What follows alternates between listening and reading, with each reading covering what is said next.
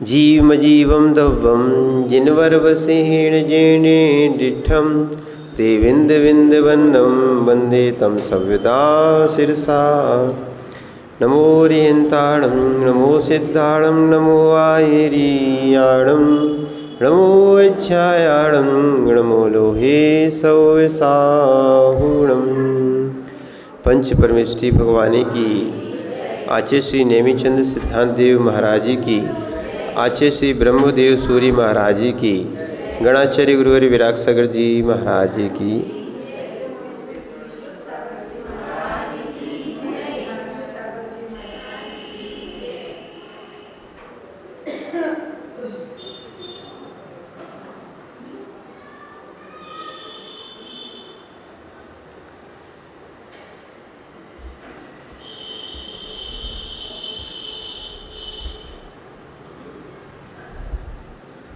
भूत चेतनात्माओं, आचार्य भगवान नेमिचंद सिद्धांति देव ने द्रव्य संग्रह के ग्रंथ में यहाँ पर आपको 13वें नंबर के श्लोक में समझाया था और समझना भी है, क्योंकि इसको समझने के लिए बहुत सा विषय समझ में नहीं आता, या ये कहें ये समझ में नहीं आता तो बहुत सारे ग्रंथ भी समझ में नहीं आते, जो शुद्ध नए और अशुद्ध नए। कौन सा? शुद्ध नए और अशुद्ध नए। ये अगर जब तक नहीं समझ में आएगा तो कथन मिथ्या भी हो सकता है और जीव भटक भी सकता है। कई लोग इस नए को नहीं जानने के कारण मात्र कथन सुनते हैं, और कथन ध्यान रखना, कथन हमेशा एकांत रूप ही होता है। कैसा होता है? जाना प्रमाण से जाता है। कैसा? जाना प्रमाण से जाता है, और ज्ञान से हम अनेकांत को जान सकते हैं, पर जब भी कथन करेंगे वो किसी न किसी एक नए में रहेगा। क्या रहेंगे? यानी सारे वस्तु के अनेकांत धर्मों को हम एक साथ नहीं कह सकते, एक वचन से भी नहीं कह सकते। जान सकते हैं, कह नहीं सकते। कहेंगे तो एक समय में एक ही धर्म कहेंगे। क्या कहेंगे? और हमने जो कहा या हमने जो पढ़ा, हमने या जो सुना, उसको ही हमने सही मान लिया तो फिर वो दिक्कत हो जाएगी। वस्तु अनेकांत धर्म वाली होती है। कितने होते हैं वस्तु में? बहुत सारे धर्म होते हैं। अनेक, अनेक का अर्थ भी क्या है? अंत का अर्थ होता है धर्म। अनेक धर्म, वस्तु में अनेक धर्म होते हैं तो उसको बोलते हैं अनेकांत। क्या बोलते हैं? अनेकांत। इसीलिए पर जाना जाता है प्रमाण से, बोला जाता है नए से। और बोलने का भी जावदीयम नयवादम तावदीयम वयवादम, या ये कह दो, आचार्य महाराज ने लिखा है जावदीयम वयवादम, जितने प्रकार के वचन हैं तावदीयम नयवादम, उतने प्रकार के नए बन गए। मूल नए दो प्रकार के, मूल नए दो प्रकार के, द्रव्यार्थिक, पर्यार्थिक। कितने हैं? पर्यार्थिक। फिर अगर देखेंगे, आप लोगों ने आलाप पद्धति थोड़ी सी पढ़ी है इसलिए आपको और विषय समझ में आएगा। तो फिर अगर अपन देखेंगे तो पहले नए के 7 भेद हो गए हैं, 2 ही, ठीक है ना? 2 के 7 कर दिए। तो जो नैगम संग्रह व्यवहार, नैगम संग्रह व्यवहार, ये क्या है? द्रव्यार्थिक नय। और ये द्रव्यार्थिक नय के 3, और फिर पर्यार्थिक नय के आगे जो है ना, नैगम संग्रह व्यवहार, फिर ऋजुसूत्र शब्द समविरूढ़ नय एवं भूत नय, ये सब क्या है? पर्यार्थिक नय। कौन से हैं? पर्यार्थिक नय। एक कौन से हो गए? द्रव्यार्थिक नय। दूसरा क्या हो गया? पर्यार्थिक नय, ठीक है ना। जब आप ध्यान रखना, जब आप आलाप पद्धति पढ़ते हो तो नो नय भी बता दिए। कैसे बताए थे? द्रव्यार्थिक, पर्यार्थिक, फिर नैगम, संग्रह, व्यवहार, ऋजुसूत्र, शब्द, समविरूढ़ और एवं भूत नय, ठीक है, ये भी नय बताए थे। फिर नय के भी भेद होते हैं, उसको उपनय कहते हैं। क्या बोलते हैं? उपनय। नया नाम समीपा उपनया। क्या है? ऐसा सूत्र याद रहना चाहिए, आलाप पद्धति का है। उपनय किसे कहते? जो नय के समीप में रहे, उपनय। जैसे उदाहरण के लिए उपनगर, ठीक है, जो नगर के पास रहे सो उपनगर। क्या बोल देते हैं? जैसे पन्ना, पन्ना, पुराना पन्ना उस साइड है, मूल पन्ना वहीं है। ये नया पन्ना भी कह सकते हो, उप पन्ना भी कह सकते हो। क्या हो गया? तो क्योंकि पन्ना के पास उप हो गया, तो ये जो नए के पास रहे उनके फिर भेद होते हैं। नैगम के 3 भेद, संग्रह के 2 भेद, नैगम, संग्रह, व्यवहार के 2 भेद, ठीक है। और शब्द, समविरूढ़, फिर ऋजु सूत्र के भी 2 भेद, फिर शब्द, समविरूढ़ और एवं भूत, ये एक एक का नया। क्या है? एक एक का नया। ध्यान रखना, अपन तो बुद्धू आदमी है, थोड़ा बहुत पढ़ लेते हैं, रोज अभी पाठ चल रहा है। क्या है? इसलिए थोड़ा सा दिमाग में है, रिवीजन भी करते रहते हैं, क्योंकि यही श्रुत ज्ञान हम इसलिए लगे हुए हैं। हमने कहा ना, अपन तो लुढ़कते लुढ़कते लुढ़िया बनना है। यही श्रुत ज्ञान हमें केवल ज्ञान प्रदान कराएगा। क्या कराएगा? बस विषयों में ना जाए, इसीलिए श्रुत में लगा रहे। किसमें ना? क्या है? याद क्यों नहीं होता? क्योंकि विषय में विषय चला जाता है, और ये संसार के विषय विष के समान हैं। कैसे हैं? जो हमारी स्वयं की विशुद्धि का हनन करते हैं। क्या कर रहे हैं? जो हमारी विशुद्धि का हनन करते हैं, और जो हनन है वो हिंसा है। क्या है? स्वयं के विशुद्ध परिणामों को नष्ट करना भी हिंसा है। ये है जैन दर्शन। जहाँ लोगों का अहिंसा की परिभाषाएं खूब बनाई होंगी, पर जैन दर्शन में आओगे तो यानी कि अगर क्रोध भी हो रहा है तो स्वयं के परिणाम से स्वयं की हिंसा हो रही है। क्या हो रही है? इसीलिए देखो, बहुत अच्छी बात है। इन 5, अब आपको फिर समझ में आएगा, इन 5 महाव्रतों को संभालने के लिए, जैसे आप क्या 3 गुणव्रत और 4 शिक्षा व्रत बताए, ऐसे 5 को संभालने के लिए 5 समितियां हैं। ये क्या है?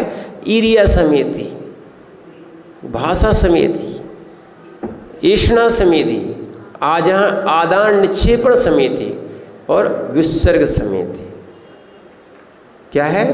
ये सब अहिंसा का पालन करा रहे हैं। और ऐसा नहीं समझना कि महाराज को ही समिति का पालन करना चाहिए, नहीं, आपको भी दोष लग रहा है। उनका तो व्रत है ही है। क्या है उनका? इसीलिए बहुत सारी बातों को ध्यान रखना। अगर अपन को हिंसा से बचना है तो बहुत से कार्यों में मौन रहो। क्या रहो? ठीक है। जैसे पकवान में मौन डाल दो तो नहीं, सामान्य वस्तु में मौन डाल दो तो पकवान बन जाता है। क्या है? कीमत बढ़ जाती है। आटे में मौन डाल दो, इसलिए पराठा क्या है, कितना अंतर आ जाता है। ठीक है।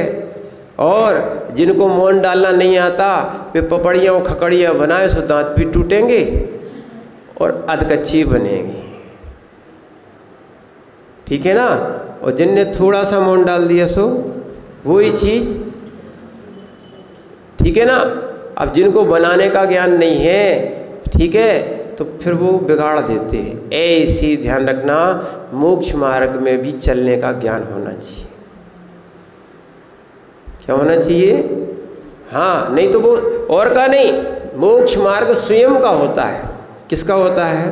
वो स्वयं का मोक्ष मार्ग बिगड़ जाता है जब जीव क्या है, नयों को, न्याय को, विवेक की दृष्टि से, सम्यक ज्ञान की दृष्टि से नहीं चलता है। तो सबसे पहले श्रद्धा ही होना चाहिए, अकाट श्रद्धा होना चाहिए। सबसे पहले कैसी होना चाहिए? अकाट श्रद्धा होना चाहिए।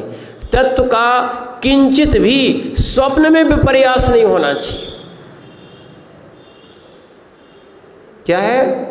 तत्व का किंचित भी विपर्यास नहीं होना चाहिए। और जब तत्व का विपर्यास नहीं होगा तो आप बिल्कुल एक लीक से चले आएंगे। श्रद्धा से ध्यान रखना, बहुत सारी बातें हम तो प्रैक्टिकल बता रहे हैं। श्रद्धा से बहुत बड़ा काम होता है, क्योंकि जब आचार्य श्री हम लोगों को, विराग सागर जी महाराज जो हम लोगों को समय सार जी पढ़ा रहे थे, हमें तो पहले से समय सार की धुन लगी थी, याद करना याद करना याद करना। वे पढ़ाए नियम सार, हम कहें आचार्य श्री बोले हाँ तो दोनों कर सकते, कोई दिक्कत नहीं, कर ली। अब जब समय सार पढ़ा रहे थे तो हमें याद तो करना ही था, ठीक है। अब कोई करे या ना करे, हमने तो याद करना था तो कर लिया। अब बिहार हुआ तो हमने कहा 50 गाथाएँ हो गई हैं, अगर नहीं सुनाएंगे तो भूल जाएंगे। तो आचार्य श्री से बिहार में कहा, बम्बई से जब आचार्य श्री का बिहार हुआ गिरनार के लिए, तो हमने कहा अब अच्छा समय मिल गया, बिहार में अपन चलेंगे और गाथा सुनाते जाएंगे। तो आचार्य श्री से निवेदन किया कि आचार्य श्री क्या है, अब हमने जो है कुछ याद किया है तो आपको सुनाना चाहते समय सार। तो पहले आचार्य श्री ने बोला कि ये बताओ अकेले याद कैसे किया तुमने? अरे हमने कहा ये भी बड़ी बात हो गई है ना, अकेले अकेले कैसे याद कर लिया? हमने 50 गाथाएं बताई तो बोले अकेले अकेले कैसे याद कर ली? अरे हमने कहा इसमें भी कोई बात है महाराज जी। अब हमने कहा चलो अच्छा हुआ, हमने भी कोई कार्य करने के पहले हमने अपने महाराजों से, अपने विवर्धन सागर से कहा कि विवर्धन सागर जी हमने याद करने के लिए आपसे बोला था, समय सार चल रहा है तो याद कर लो। बोले हाँ बोला था, ठीक, अपना काम खत्म हो गया। फिर हमने विश्वत सागर जी को बताया, विश्वत सागर जी बोले हाँ बोला था। तो आचार्य श्री ने बोला तो आप लोगों ने याद क्यों नहीं किया? बोले आपकी आज्ञा नहीं थी। हमने कहा वाह, देखो क्या हुआ? बोले हमारी आपकी आज्ञा नहीं थी। हमने कहा ठीक, अपना तो मैंने, हमने कहा महाराज जी देखो हमने तो सबसे कहा था, ठीक है। अब आचार्य श्री चलते चलते एक जगह स्थान पे बैठे और हमने थोड़ा सा पाठ सुनाना शुरू कर दिया। और जैसे ही हमने सुनाया सो आचार्य श्री ने तो श्रद्धा की बात कहें, तो जैसे ही हम पहुँचे एक जगह, हम लोग एक स्थान में बैठे, सब माता जी और महाराज जी रास्ते पे थोड़ा सा विश्राम लिया, 2-5 मिनट का रुकते थे। जैसे ही बैठे तो आचार्य श्री ने कहा अब सबके लिए जो है ना रोज़ 5-5 समय सार की गाथा याद करना है। अच्छी बात है, हमने कही तो हमने मेहनत की थी इतने दिन में और ये तो 10 दिन में पूरी कर लेंगे। क्या है, जो हम बड़ी मुश्किल से 2 गाथा याद कर पाते थे, अब कंपटीशन में तो अपन भी आ गए। कंपटीशन करो तो ऐसा सम्यक करो। हमने कहा अब हम भी बढ़ेंगे, तो हम लोगों ने भी 5-5, जब 2 कर लेते थे फिर क्या हो गई 5 गाथाएं हम लोगों ने शुरू कर दी। तो कहने का अर्थ है श्रद्धा होती है और गुरु का आशीर्वाद होता है, और अगर स्वयं की लगन हो जाए तो वही 2 गाथा मुश्किल से होती थी और फिर 5, और फिर बताए कैसी होती, दिन रात एक ही धुन। सोचो हम लोगों ने गिरनार जी तक लगभग 150-200 गाथाएं याद कर ली थी बिहार में। और सोचो ना तो बैठने मिलता था, सुबह भी बिहार शाम को भी बिहार। एक डायरी बनाई थी, शायद अभी भी रखी होगी छोटी सी, वो भी ये हिसाब जैसी वाली है ना, उस पर एक उस पर शीश पेंसिल से 5 गाथाएं रोज लिखते थे।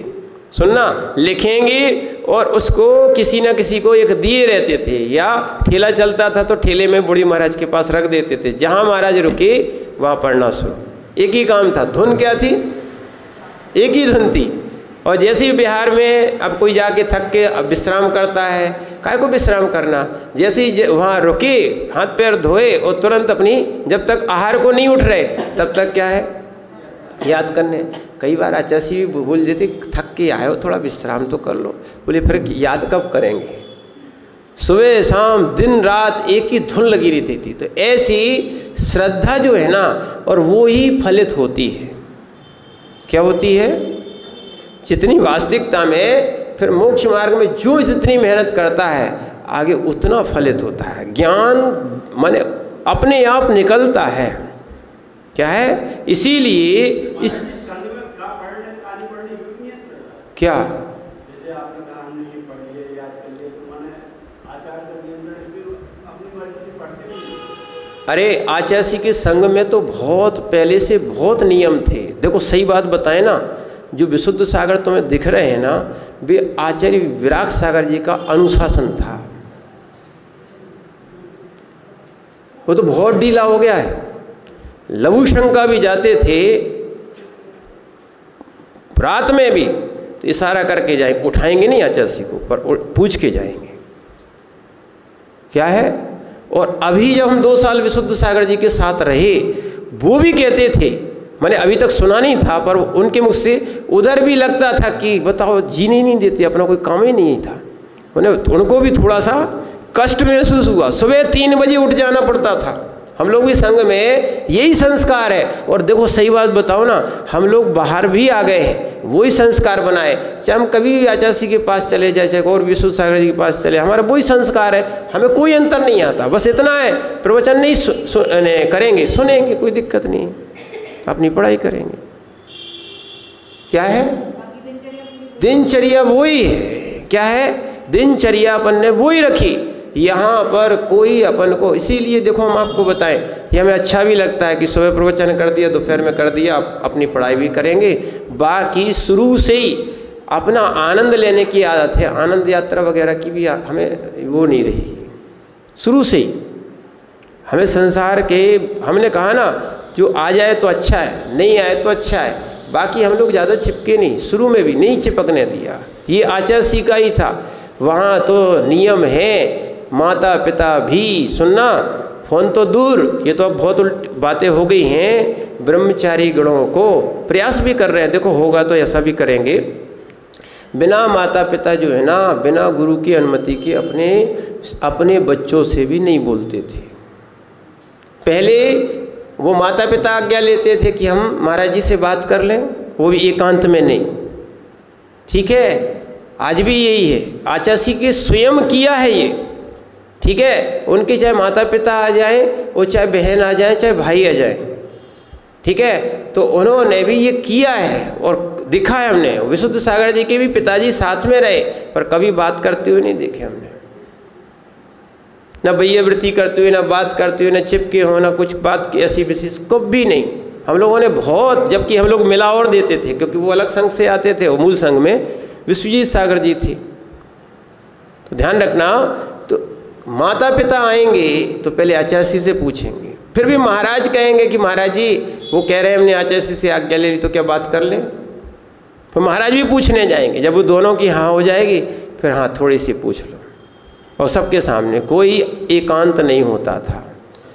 तब ऐसे बैरागी के, ध्यान रखना, ऐसे बैरागी के बैराग बनते हैं। आचार्य ने पुरुषार्थ तो बहुत किया, पर करें क्या, जिस जीव की जैसी योग्यता होती है फल वैसा फलित होता है। जितना अनुशासन में रखोगे, ध्यान रखना, जो व्यक्ति जितना अनुशासन में रह ले उसको उतना अच्छा पकता है।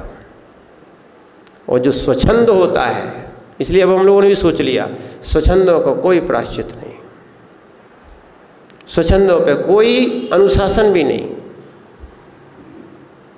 क्या है, मध्यस्थ भाव रखो। क्यों अपने भावों की हिंसा करो। ऐसे व्यक्ति, ये बिल्कुल बात है, ललना के गुण पलना में दिख जाते हैं। क्या है, अपनी योग्यता को निखारने के लिए। समझना इस बात को, हम घर में थे, हमने सोच लिया था कि महाराज बनना है, हम घर में साधना करते थे, किसी को नहीं बताते थे।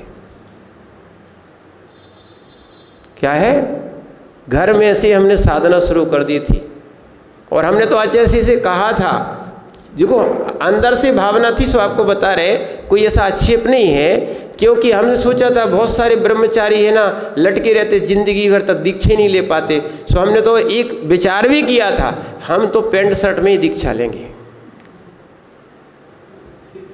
क्या है, पैंट शर्ट में दीक्षा लेंगे। और आचार्य के पास भी रहे, सुनना, तो हम पैंट शर्ट में ही रहते थे। वो तो प्रतिमा ले ली साथ, फिर आचार्य कहने लगे अब पैंट शर्ट नहीं पहन पाओगे। तो हमने कहा पहले बताना था आपको। क्या, तो बोले नहीं अब प्रतिमा कम कर लो, 2 कर लो कम से कम। नहीं अब नहीं करेंगे, अब ले ली है तो ले ली है, ठीक है। फिर वो कुर्ता पजामा पे आए, तो वो कुर्ता पजामा भी जो है ना थोड़ा सा, मैंने कोई अपनी वो नहीं सुना रहे, पर कहने का अर्थ यही था कि इसलिए कि मार्ग लोग भटक जाते हैं और हम ना भटकें, ये उद्देश्य था। थोड़ी सी दिन में, थोड़ी जब मैंने सब भैया की दीक्षा हो गई तो हमें ड्रेस चेंज करना पड़ी। और वो भी क्या, गया के बिहार से लेके सिलवानी के बिहार तक ही सफ़ेद कपड़े पहने और सिलवानी में दीक्षा। क्या है, भटकना नहीं है, क्योंकि जिंदगी में अनंत काल से भटक चुके हैं संसार में।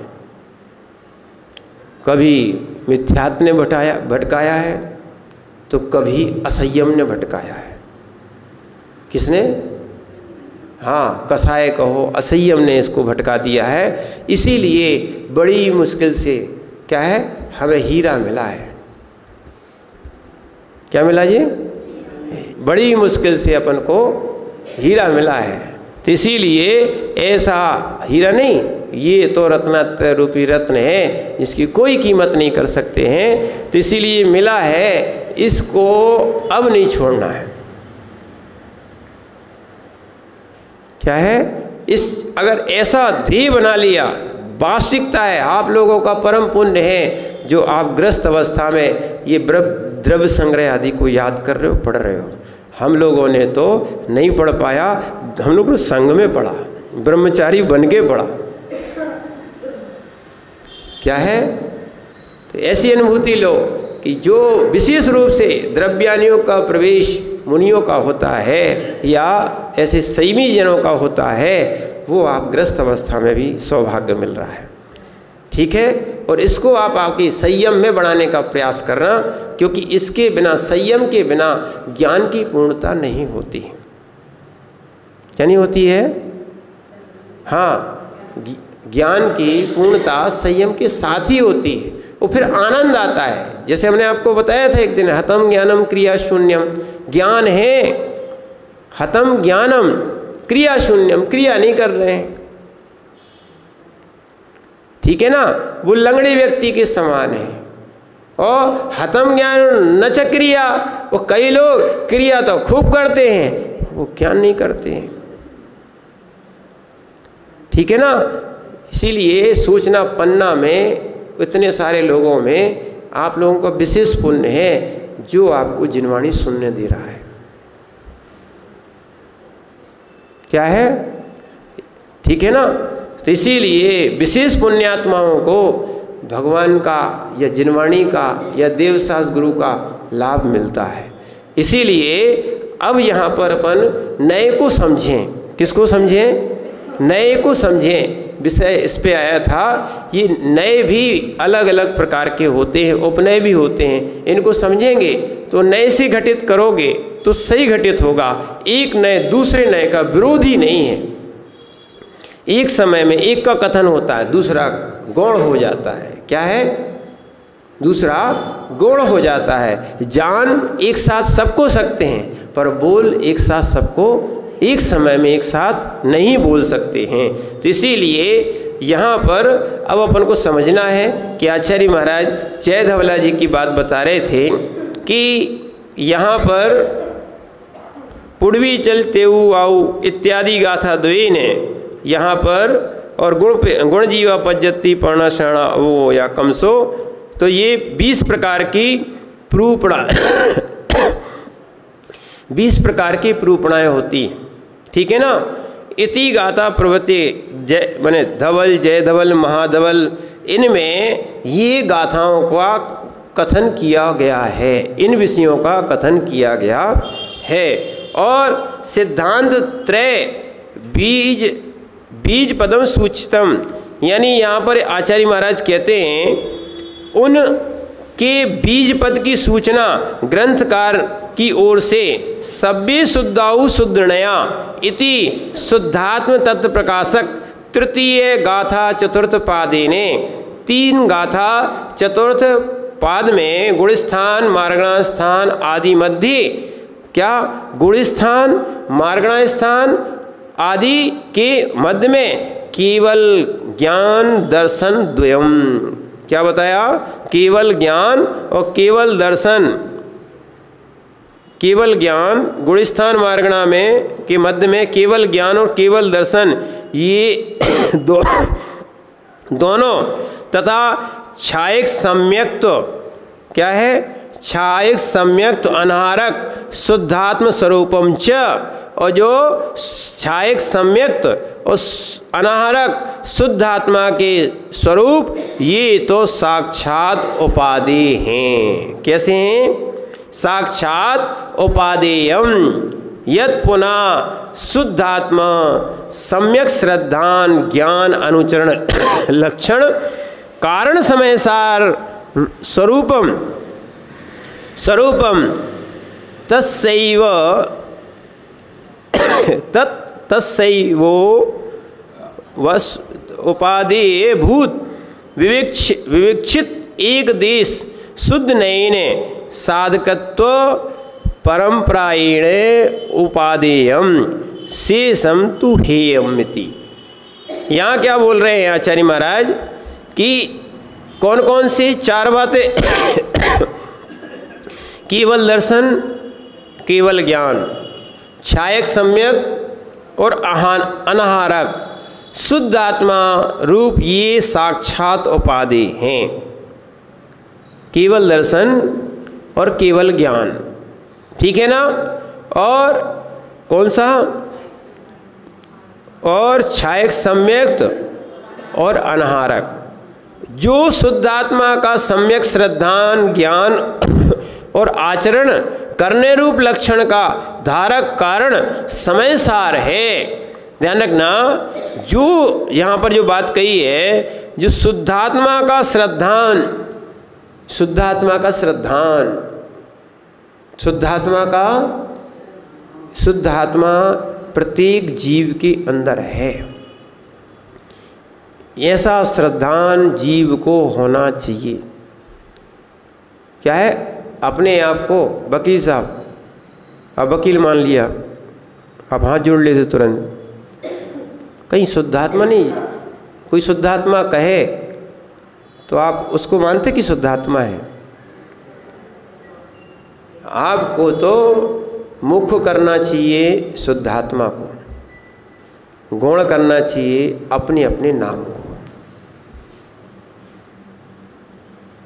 अनुभूति अलग आएगी। क्या है? सबसे कहते नहीं फिर ना मैं शुद्ध आत्मा हूँ, शुद्ध आत्मा हूँ, शुद्ध आत्मा हूँ। क्या है? अंतरंग में रखना मैं तो शुद्ध आत्मा हूँ, फिर बाकी के संबंध उपचार है। सही है। क्या है? बाकी तो सब उपचार चल रहा है, वास्तविकता में मैं शुद्ध आत्मा हूँ। कैसा हूँ? शुद्ध आत्मा हूँ।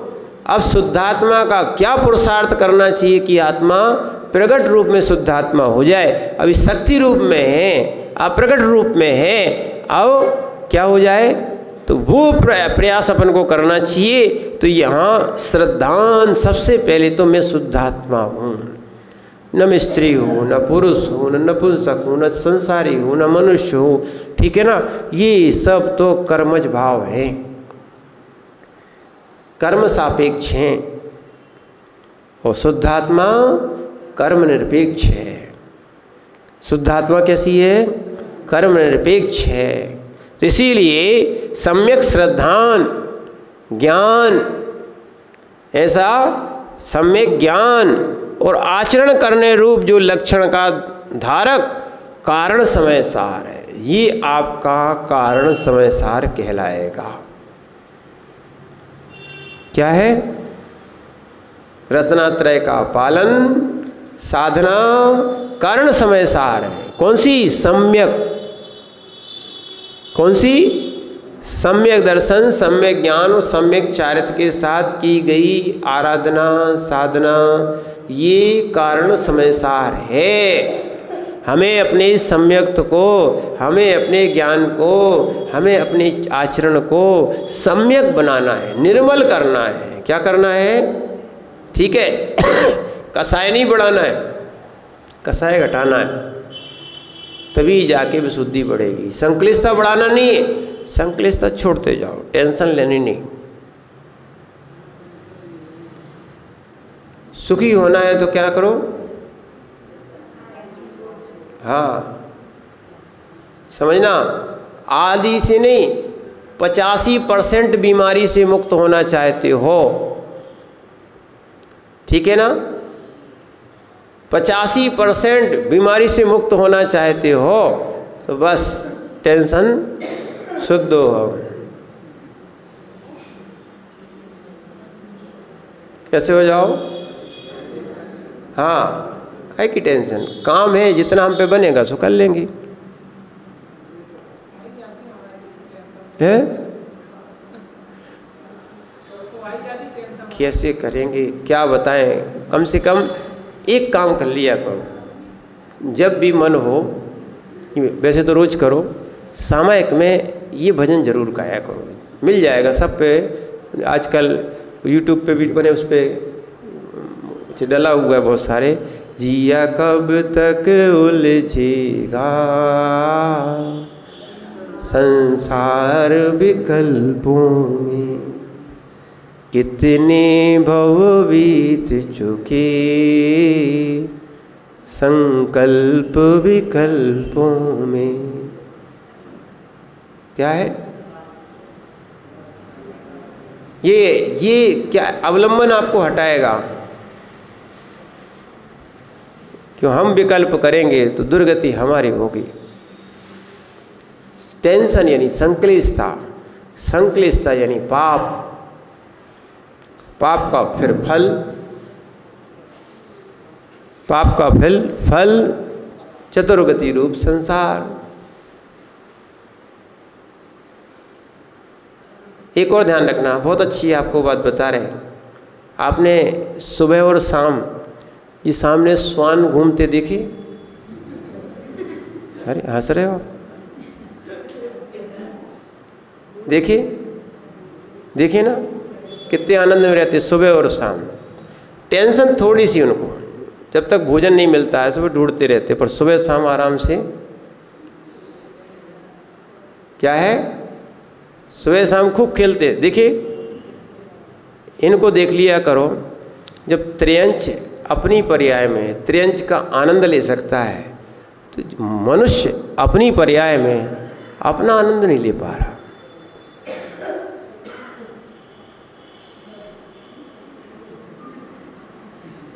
अरे हंस रहे हो आप लोग?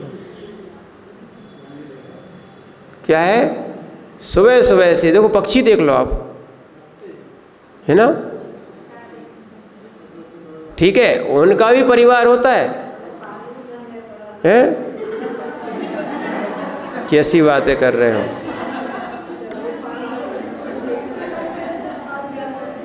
कह रहे पालना नहीं पड़ता है। अरे ध्यान रखना,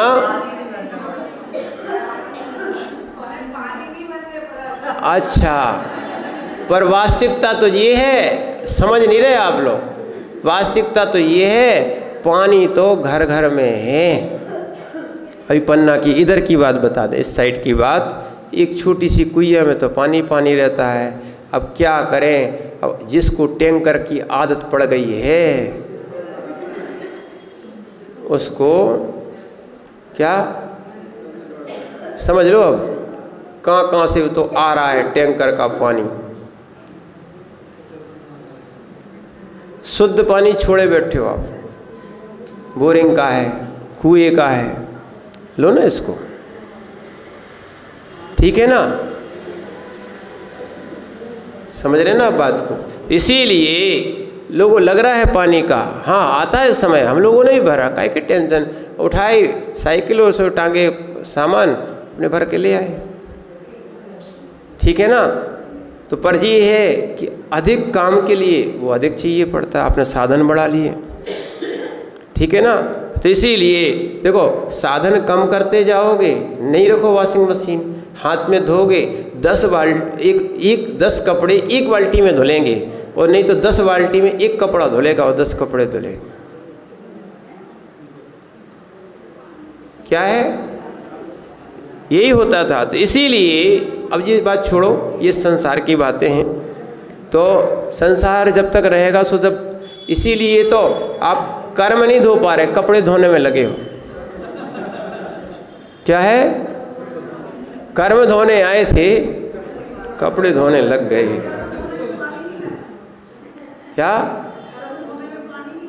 वही तो कह रहे, क्या करने आए थे, क्या करने लग गए, कर्म धोने आए थे, कपड़े धोने लग गए, क्या है, ठीक है ना। जीवन में पिछी लेना थी, अब क्या करें, झाड़ू पकड़ लिया आपने, क्या है, पिछी लेना थी। देखो हम लोग भी क्या है, पिछी है, ये क्या है, संयम का उपकरण है, पर आपको तो झाड़ू अच्छी लगती है, क्या कर सकते हैं। जिस जीव की जैसी योग्यता होती है उसको वैसा ही उपाधि का ज्ञान होता है, ये कहाँ है, ठीक है ना। उनको खूब समझाई जाए, उनकी योग्यता नहीं है, ठीक है ना। इसीलिए ध्यान रखना, स्वान के लिए घी नहीं पसता, स्वान के लिए घी तेल नहीं पसता, समझ रहे ना आप बात को। जिस जीव की जैसी योग्यता होती है उसको वैसे ही दिखता है ना। इसीलिए जिनवाणी सुनने के लिए, धारण करने के लिए और पालन करने के लिए भी तीव्र पुण्य चाहिए, क्या चाहिए, तीव्र पुण्य चाहिए। तो इसीलिए यहाँ पर कारण समय सार कौन सा, जो आपका श्रद्धान ज्ञान और आचरण रूप धारक कारण समय सार है, इसी को यहाँ पर आचार्य महाराज आगे कहते हैं, इसी तस्यैव उपादेभूत विवक्षेक देश शुद्ध नयने साधकत परंपराएण से उपादेयम शेषम तु हेयमति। तो यहाँ बता रहे हैं वह उसी पूर्वोक्त उपादेय भूत का विवक्षित एक देश शुद्ध नयन से साधक है। वो एक देश क्या है, साधक हो गया, वो ही उसके लिए उपादेय है, इसीलिए परंपरा से उपादेय है। इनके बिना सब ही हैं, माने त्याज्य हैं। कैसे हैं? त्याज्य हैं, ऐसा समझना चाहिए। और आगे क्या लिखा है, तच्चा यच्चा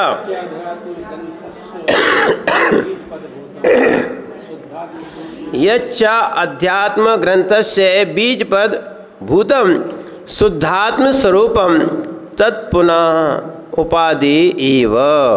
और जो अध्यात्म ग्रंथ का बीज पदभूत शुद्ध आत्मा स्वरूप है वह तो उपाधि ही है। वो कैसी है, उपाधि एव, उपाधि ही है। देखो यहाँ भी नहीं लगाया, उपाधि ही है। ये वास्तव में देखना, इसको बोलते हैं सम्यक एकांत। क्या नहीं पढ़ाया कि निज आत्मा जो है, आत्मा का स्वरूप वह तो उपाधि ही है। और अनेन प्रकरणेन जीवाधिकार मध्ये शुद्ध अशुद्ध जीव कथन मुख्यत्वेन सप्तम स्थले गाथा त्रयम गतम। इस प्रकार प्रकरण के द्वारा जीव अधिकार मध्य, अभी क्या चल रहा था?